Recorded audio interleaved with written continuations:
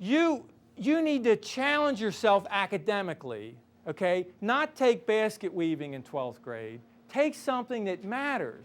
It says something about your character, okay? What you're saying on this piece of paper is who you are to the world. And do you think employers want lazy people, unmotivated people, undependable? No. If you're running a company, you want the best people you can find. And what this document says about you, if you had the guts to attempt physics, that means something. It says something about your character, okay? You can say, well, Greg, physics is scary. Yeah, it's scary. So you have to go to the teacher and say, I don't get this. I need help. And you know what? They will love it. That is music to a teacher's ear, is I want to understand this. You're in chemistry and you have no idea what a covalent bond is? Make the teacher get it through your head what it is, okay? I'm telling you guys, those two things before grades is your attendance, who in here plays sports? Do you think, in honesty, the coach is going to put you in a real game if you don't come to practice? It is not going to happen. You need to prove your dependability in life. Okay, so that's enough about the job world. Let's say you decide, yeah, I'm going on to school. What are the schools, universities, colleges going to look at? Grades. They're going to look at the same things. First of all, they're pulling your transcript. You cannot get away from this piece of paper. Okay, just accept it and make it as pretty as you can. And you know what? I have your transcript here. You guys are in 9th grade. They're still blank. You haven't messed them up yet. Okay? That's why we're trying to reach you at this age. You'll never get your hands on the actual transcript. It's too important. I'm giving you these. You can keep track of your own. The grades that start on this are the end of 9th grade. So I talked about minor adjustments. Can you give me a hand and give everyone one of those? Thank you.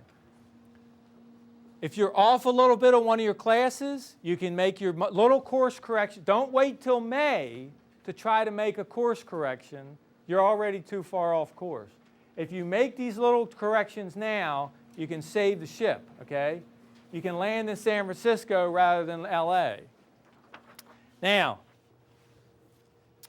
this program I'm here to talk to you about is to help you get to where you want to get to, okay?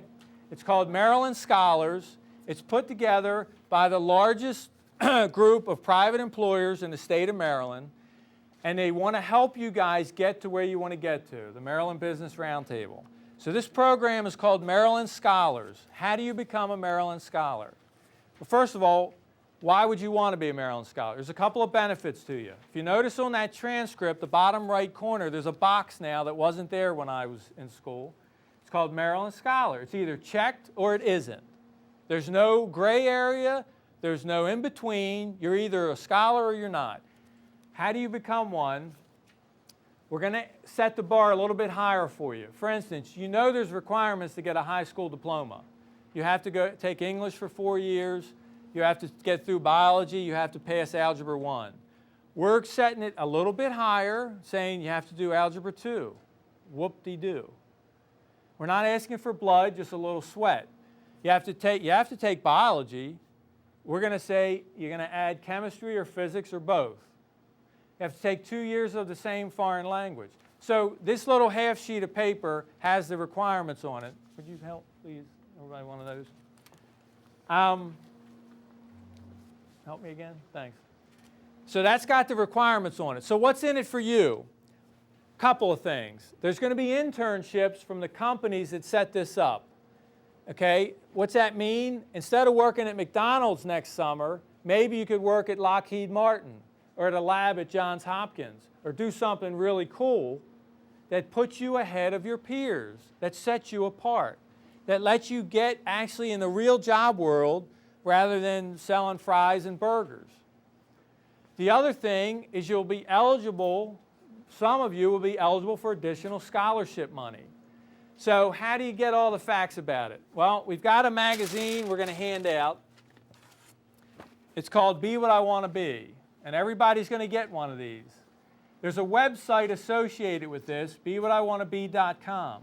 For those of you who want to control your own life and get to where you want to get to, I urge you to go to this site and register.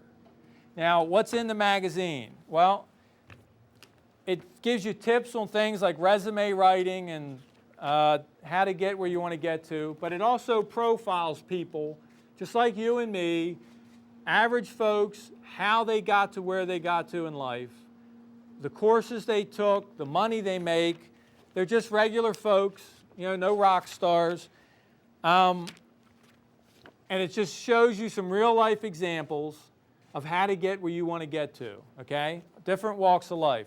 So we're going to make sure everybody gets one of these. And if there's any questions about the Maryland Scholars Program, or if there's anything I forgot,